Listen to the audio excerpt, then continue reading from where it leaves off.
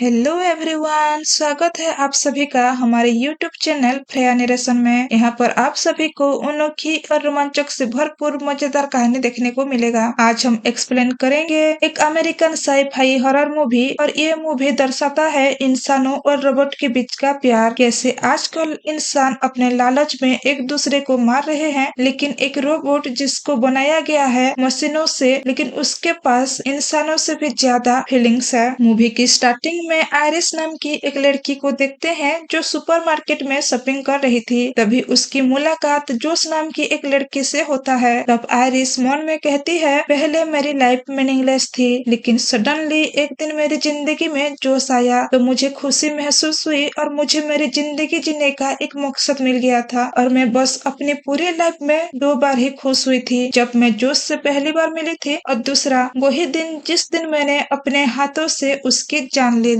फिर कहानी कुछ महीने पीछे दिखाया जाता है, जहाँ एक दिन आयरिस और जोश एक ट्रिप में जाते हैं, और आयरिस के हाव भाव से पता चल रहा था कि वो जोश से कितने प्यार करती है। फिर वो दोनों जंगल के बीचों बीच एक लेक हाउस में जाते हैं। वहाँ जाकर आयरिस समझ जाती है ये तो कैट और उसके दोस्तों के हाउस है, जिससे वो बहुत डिसअपॉइंट हो जाती है, क्योंकि उसको लगता था कैट उसे पसंद नहीं करती। खैर, वहाँ पहुँचने के बाद उनका वेलकम कैट ही करती है, और उसके बाद बाकी सारे दोस्तों से मिलते हैं। कैट की बॉयफ्रेंड सर्गे और एक गे कपल पैट्रिक और इलाई। असल में ये लेक हाउस सर्गे का है, और इस बंदे के पास करोड़ों रुपए हैं। आयरिस के आते ही सर्गे की गंदी नजर उस पर ही पड़ता है। फिर वो उन्हें ड्रिंक ऑफर करता है, लेकिन आयरिस मना कर देती है और शावर लेने ऊपर चली जाती है। लंच के टाइम सब अपने अपने लव लाइफ के बारे में बातें कर रहे थे जब उनकी पहली बार मुलाकात हुई थी, जहाँ पैट्रिक बताता है कैसे वो एक कस्टम पार्टी में इलाई से मिला था और उसके प्यार में पड़ गया। और यहाँ आयरिस भी अपनी लव लाइफ के बारे में बताती है कैसे वो जोश से पहली बार सुपरमार्केट में मिली थी, और ये बताते हुए वो इमोशनल हो जाती है। फिर रात को देखते हैं जहाँ आयरिस और कैट बातें कर रहे होते हैं। यहाँ कैट की बातों से आयरिस को पता चलता है सर्गे ऑलरेडी पहले से ही शादीशुदा है। ये सुन आयरिस कंफ्यूज हो जाती है, वो शादीशुदा हो के भी कैट के साथ क्यों है। एक्चुअली आयरिस प्यार के मामले में थोड़ी भोली भाली थी, वो चीटिंग और एक्स्ट्रा मैरिटल अफेयर जैसी बातों से अनजान थी। कैट बताती है, मैं बस एक एक्सेसरीज जैसी हूँ, जस्ट लाइक ए कार, उसी टाइम यूज किया जाता है जिस टाइम सर्गे की जरूरत होती है। यहाँ पर आयरिस आगे पूछती है, तुम क्यों मुझे पसंद नहीं करती। ये सुन कैट कहती है, क्योंकि मुझे लगता है तुम मेरी जगह ले जाओगी। ये सुन आयरिस सरप्राइज हो जाती है और बताती है, तुम्हारी जगह, तुम जैसे हो बहुत अच्छी हो, तुम्हें कोई रिप्लेस नहीं कर सकती। इसके बाद पार्टी ऑन और वो लोग डांस वगैरह करने लगते हैं। यहाँ जोश कैट के साथ कुछ बातें कर रहा होता है, जिससे आयरिस देख जेलस फील करती है और जाके उसके साथ डांस करने लगती है। फिर उस रात दोनों इंटीमेट होते हैं, और अगले दिन आयरिस घूमने के लिए रेडी होती है। जोश कहता है, जाओ तुम अकेले लेक घूम के आ जाओ, मैं शावर लेने जा रही हूँ। आयरिस जाने के बाद ही जोश एक पेन ड्राइव अपने मोबाइल में इंजेक्ट करके कुछ तो करता है। इधर आयरिस लेक के पास आ जाती है, तब उसे अपनी पॉकेट में एक नाइफ मिलता है, जिससे देख वो सरप्राइज हो जाती है, क्योंकि उसने वो नाइफ नहीं रखी थी। तब वहाँ पर सर्गे आ जाता है, और उसका गंदा नजर तो पहले से ही आयरिस पर था। ये आयरिस सेंस कर लेती है और वहाँ से जाने लगती है, लेकिन सर्गे उसे बातों से बहला फुसला कर रोक लेता है और सनस्क्रीन निकाल कर अपने बैक साइड पर लगा देने को बोलता है। आयरिस थोड़ी ऑकवर्ड फील करती है, लेकिन जोश के दोस्त होने के नाते वो मना नहीं कर पाती। तब सर्गे का अंदर का जानवर जग जाता है और आयरिस के हाथ पकड़कर उसके साथ जबरदस्ती करने लगता है। आयरिस उसे रोकने के लिए एक ग्लास का बोतल उठाकर उसके सर पर मार देता है। इससे सर्गे गुस्सा हो जाता है और आयरिस को चोक करने लगता है। आयरिस खुद को बचाने के लिए अपने जेब में रखी हुई नाइफ को निकालती है और सर्गे के गले पर घुसा देती है, और सर्गे वहीं पर ही ढेर हो जाता है। दूसरी ओर जोश, कैट, पैट्रिक और इलाई बातें कर रहे होते हैं। तब आयरिस खून से लथपथ वहाँ आती है। उसको ऐसी हालत में देख सब सहम जाते हैं। आयरिस बहुत डरी हुई थी और जोश से वो सारी बातें एक्सप्लेन करती है, और साथ ही कबूल भी करती है उसने सर्गे का खून कर दी है, और ये सब सेल्फ डिफेंस में आकर की है। और साथ ही उसे डर था कि वो कहीं जोश से दूर ना हो जाए, वो उसे बहुत प्यार करती है। तभी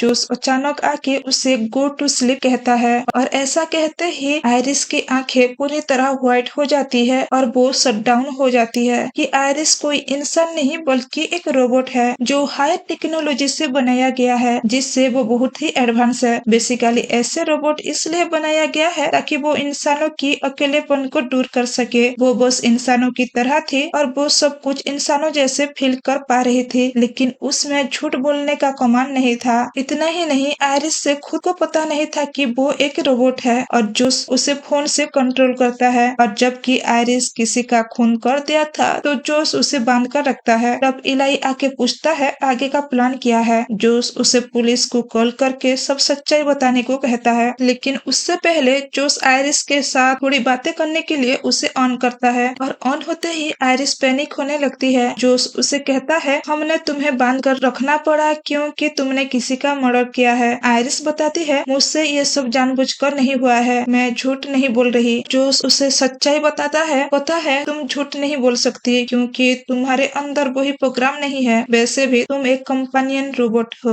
और तुम्हें एक एम्पैथेटिक कंपनी से ऑर्डर किया गया है जिसके अंदर सारे सिस्टम जैसे कि एक आम इंसान के पास होती है वो सब कुछ कस्टमाइज किया गया है। और तुम्हें ऑन करने के लिए एक लिंक है जिससे लव लिंक कहते हैं और मोबाइल से कनेक्ट करके ऑन किया जाता है। इतना ही नहीं, एक ऐसे रोबोट जिससे खुद कंट्रोल कर सकते हो और यह किसी इंसान या एनिमल को हार्म भी नहीं कर सकती और उसकी इंटेलिजेंस लेवल को अपने हिसाब से सेट भी कर सकते हैं। ये सब सुन आयरिस को बिलीव नहीं होता कि वो एक असल में रोबोट है। उसे यकीन दिलाने के लिए जोश अपने फोन से आयरिस को कंट्रोल करके उसे अलग अलग लैंग्वेजेस बुलवाता है। आयरिस कहती है उसके पास तो सारी मेमोरी है, उसका क्या जो हमने सुपरमार्केट में मिले थे। मेरे पास तो फीलिंग्स भी है, मेरे पास एंगर है, मेरे पास लव है, उन सब का क्या। जोश उसे समझाता है वो सारे प्रोग्रामिंग का हिस्सा है, जो प्रोग्राम उसके अंदर इंस्टॉल किया गया है और उसके आंखों से जो आंसू बह रहे हैं वो सब नॉर्मल वाटर है। सच्चाई सुनने के बाद आयरिस फाइनली इस बात को मानने के लिए राजी हो जाती है। कहती है ठीक है मैं एक रोबोट हूँ लेकिन हम एक दूसरे को तो प्यार करते हैं ना, हम एक नई जिंदगी बनाएंगे और खुश रहेंगे। तुम जो कहोगी मैं वही करूंगी तुम्हारे खुशी के लिए। तब वहाँ पर कैट आ जाती है और जोश से शट डाउन करने को कहती है। शट डाउन की बात सुन आयरिस पैनिक हो जाती है। जोश कैट को दूसरी कमरे में बात करने के लिए ले जाता है और यहाँ और एक बात रिवील होती है। आयरिस के हाथों से सर्गे को मरवाना ये जोश और कैट का ही एक प्लान था। असल में कैट सर्गे के साथ रह के तंग आ चुकी थी और उससे पीछा छुड़वाना चाहती थी। और सुबह जोश आयरिस को जो अकेले में बीच में घूमने को बोला था ये उसका ही प्लान था। इतना ही नहीं, उसने ही आयरिस के पॉकेट में नाइफ रखा था और जब आयरिस बीच में जाती है जोश मोबाइल में उसकी हार्मलेस वाली मोड को ऑफ कर दिया था और सेफ्टी मोड को ऑन कर दिया था क्योंकि उन्हें पता था सर्गे जरूर अपने बर्ताव से बात नहीं आएगा और आयरिस खुद की जान बचाने के लिए जरूर नाइफ का इस्तेमाल करेगी। बस इतना ही नहीं, वो सर्गे का पैसा भी हड़पना चाहते थे और सारे इल्जाम आयरिस को देना चाहते थे क्योंकि उन्हें पता है रोबोट्स को जेल नहीं होती। इन सब बात खत्म करने के बाद जोश आयरिस के पास आता है तो देखता है आयरिस खुद को आजाद कर चुकी है। वो जोश के गले पर एक मुक्का मार के उसका मोबाइल लेके भाग जाती है। उसे जाते वक्त पैट्रिक भी उसे देखता है लेकिन वो इलाई को कुछ बता नहीं पाता। इधर जोश के पास और कोई चारा नहीं होता और वो इलाई और पैट्रिक के पास आकर सारी बातें बताने लगते हैं, कैसे वो उसके सेफ्टी मोड को ऑन कर दिया था और हार्मलेस मोड को ऑफ कर दिया था और वो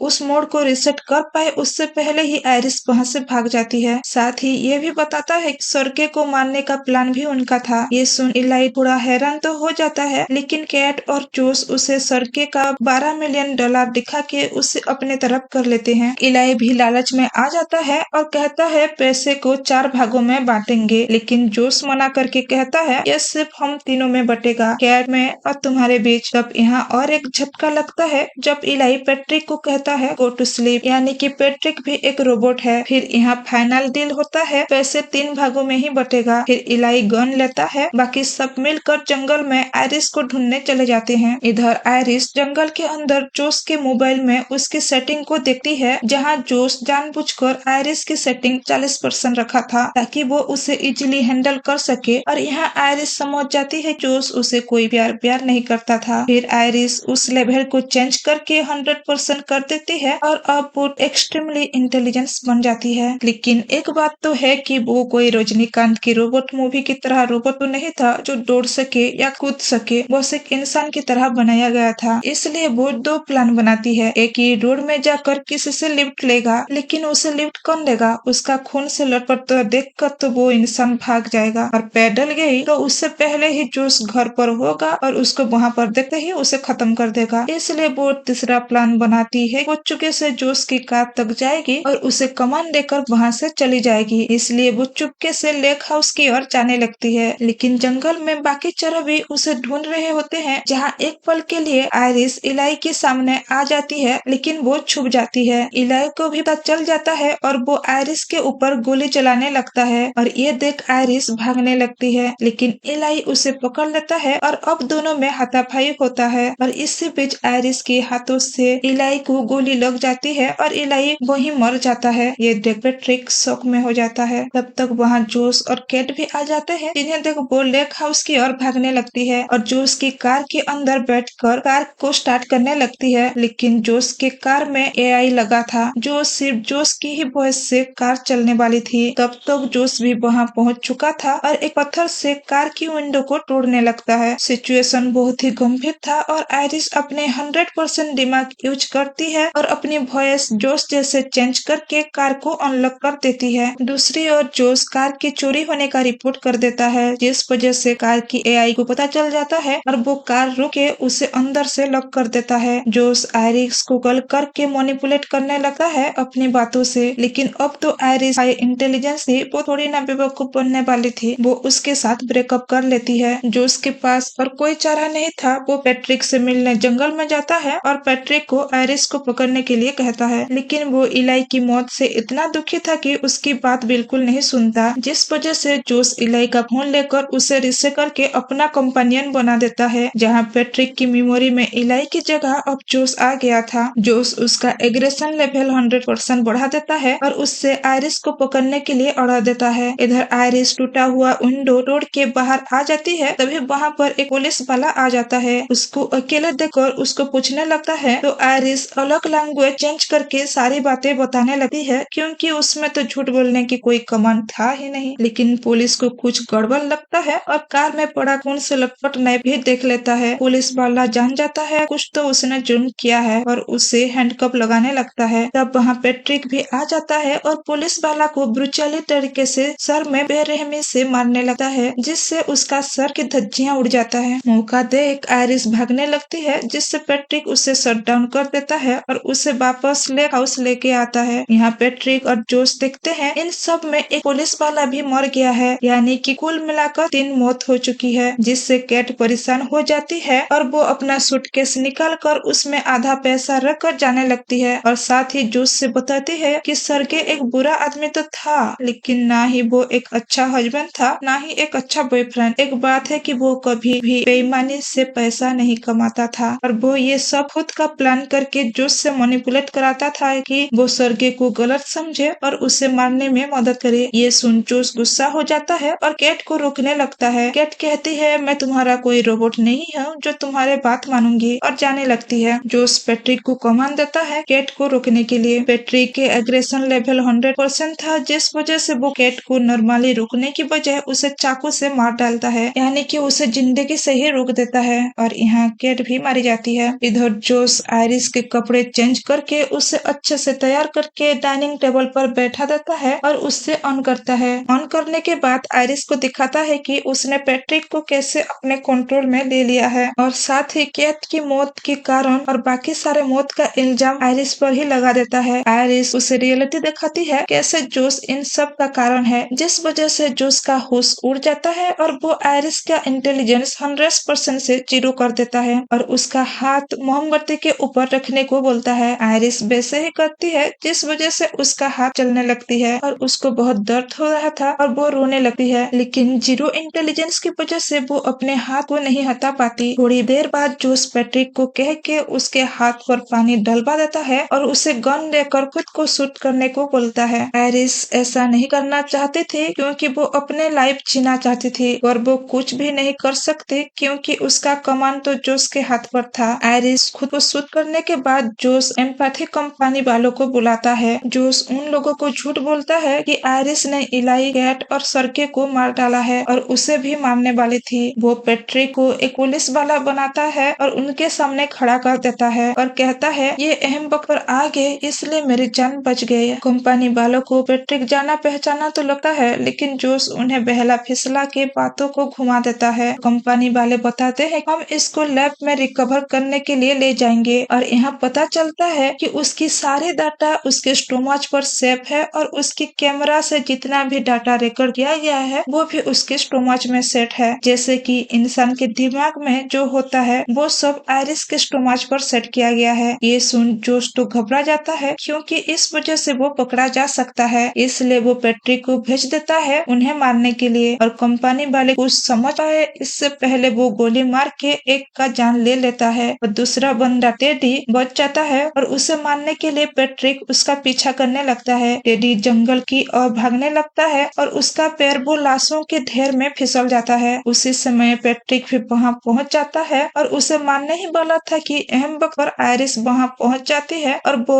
टीचर गन से उस पर हमला कर देती है। आयरिस अब बिल्कुल ठीक हो गई थी क्योंकि उसे लैब में ले जाते वक्त उसके सिस्टम को रिकवर करके रखा गया था। वो पैट्रिक को एहसास दिलाती है इलाई से वो प्यार करता है, ना कि जोश से। जोश ने तुम्हारे प्रोग्राम पर छेड़छाड़ करके तुम्हें अपने कंट्रोल में ले लिया है। पैट्रिक एक रोबोट होते हुए भी उससे सारी बातें याद आने लगता है और वो इलाई को महसूस कर पाता है। वो अपने सच्चा प्यार को खोने से टीजर गन से सुसाइड कर देता है। आजकल जहाँ इंसान एक इंसान को समझ नहीं पा रहा था, वो एक रोबोट सच्चा प्यार को महसूस कर पा रहा है। इसके बाद आयरिस टेडी की हेल्प से खुद को सेल्फ कंट्रोल प्रोग्राम में सेट कर लेती है और इधर जो सारे पैसे पैक कर रहा था वहाँ से निकलने के लिए। तभी वहाँ पर आयरिस आ जाती है। जोश उसे अपना फोन से कंट्रोल करने लगता है। आयरिस बताती है अब तुम मुझसे कंट्रोल नहीं कर सकते क्योंकि मैं अब सेल्फ कंट्रोल में हूँ, जिससे मैं तुम्हें भी मार सकती हूँ। लेकिन आयरिस के मन में अब तक भी जोश के लिए फीलिंग्स था, जिसका फायदा जोश उठाता है और उसे अपनी बातों से कंट्रोल करने लगता है। और अंत में जोश आयरिस को पूरी तरह कब्जा करके बोलता है कहो you are my everything. Iris भी कह देती है जोश